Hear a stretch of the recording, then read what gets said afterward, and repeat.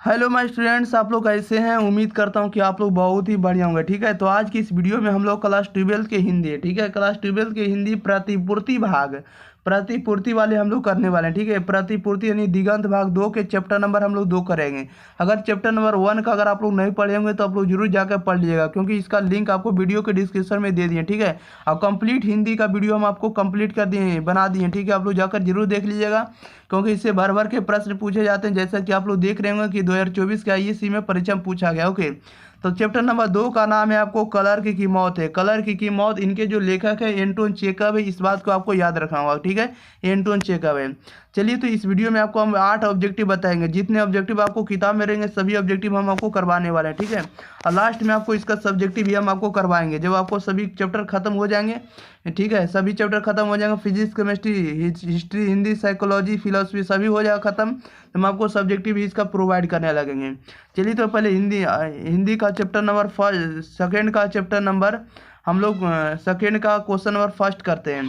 देखिएगा first number में क्या कर रहा है, आप लोग 5 से 10 सेकंड के आंसर आप लोग जरूर बताइएगा अंदर। ओके, क्वेश्चन नंबर 1 में कह रहा है कि चेखोव किससे माफ़ी मांगने गया था। बताइएगा चेखोव जो था किससे माफ़ी मांगने गया था, तो ब्रिजा लोभ से मांगने गया। तो option number C right answer हो जाएगा।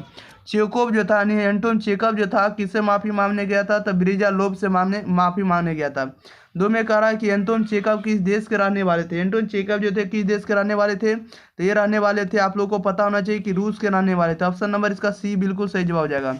चलिए नेक्स्ट क्वेश्चन लेते हैं। क्वेश्चन नंबर देखिएगा आप लोग 3 नंबर में कह रहा है कि क्लर्क की मौत शीर्षक में क्लर्क का नाम क्या था। बताइएगा क्लर्क की मौत शीर्षक में क्लर्क का नाम क्या था, तो क्लर्क का नाम था आपको इवान दमिचित्र चेकोव था। Option number A right answer हो जाएगा। आपको एंटोन चेखव ही याद रखना है।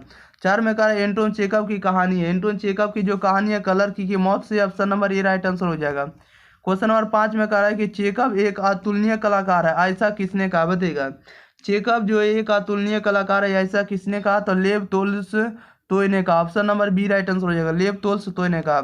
6 नंबर में कह रहा है कि क्लर्क की मौत की रचनाकार है। क्लर्क की मौत के रचनाकार कौन है, तो Anton Chekhov. Option number B सही जवाब हो जाएगा। क्वेश्चन नंबर देखिएगा 7, कह रहा है कि महान रूसी कथाकार कौन थे। महान रूसी कथाकार कौन थे, तो लेव तोल्स्टॉय थे। ऑप्शन नंबर इसका सी बिल्कुल सही जवाब हो जाएगा। 8 में कह रहा है क्लर्क की मौत शीर्षक पाठ में जनरल अंतिम प्रार्थी से बात करके कहाँ जाने के लिए कहा है। बताइएगा या कहाँ जाने के लिए मुड़ा है।